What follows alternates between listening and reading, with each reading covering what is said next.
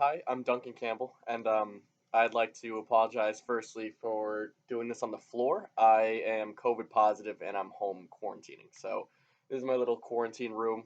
These are my mattresses I'm sleeping on. Kind of a makeshift situation, but yeah, I apologize in advance. So my art viewing experience was my senior year of high school. There was a spring break trip to Florence, Sorrento, and Rome. And so me and a group of friends decided to go. We would skip our spring break and instead go with the school and some chaperones to Italy. Um, and Rome was the last leg of the trip. And in Rome, we went to the Vatican. Um, in the Vatican, we kind of did the whole tour, saw all the grounds along with the rest of Rome, the Colosseum and a lot of the ruins. Um, but what stuck out to me the most and what was the most impactful art experience was walking the hall of the Vatican and doing that guided tour um, with the chaperones as well as the people they hired to show us around. Um, and to this day, the most vivid moment I remember was seeing the creation of Adam. So firsthand, the entire experience and the entire building that we were in, I believe is Sistine Chapel, um, were staggering, like beautifully ornate, massive. The scale at which these paintings and statues and fixtures existed was mind blowing.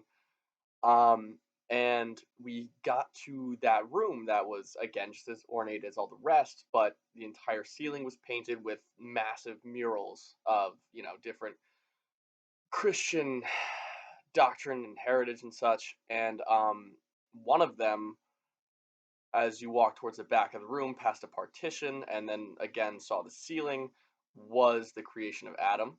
Um, this was painted by Michelangelo as well as the rest of the room sometime in the 1500s. I believe is 1508 to 1512.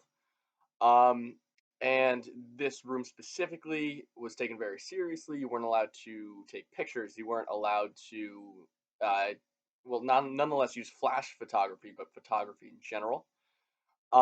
And so you walk along the length of this room. You get to the end. You're staring at the ceiling the entire time, and you finally see that famous picture of man extending his hand, Adam, to God, and as God is descending down and imparting what is supposed to be wisdom upon Adam. Um, Initially, like I had seen this all over the place in pop culture and movies. It was it's very beautiful, ornate. It's well done. It's revered. It lived up to the hype, excluding the fact that it was I expected to be larger. But then again, it was also so far away. The ceiling was so high that I'm sure at the end of the day, if I saw it up close, proportions would have been as expected. Emotionally speaking, that was kind of just a shock moment for me. Like again, it was all over pop culture and movies and stuff. You hear about this thing, and to see it in person was yeah, breathtaking in a way. It really, we all had a little moment of silence and just stared up and appreciated it for what it was. Um, and intellectually speaking, it left the observer thinking about not only that biblical story in general, but how human beings came to be sentient and intelligent and their origins and such, as well as reminded me of the theory that, the way God is in that top right corner is very similar to how a human brain, anatomically speaking, is shaped, with the brain cord being represented by a ribbon as well as the frontal cortex being observable, and then all the angels and God fitting inside of it. It really made you think about wisdom in general and just the human condition. Um, I think that was representative of humans gaining consciousness and wisdom, and it really left me thinking afterwards about myself and my own consciousness, my own existence.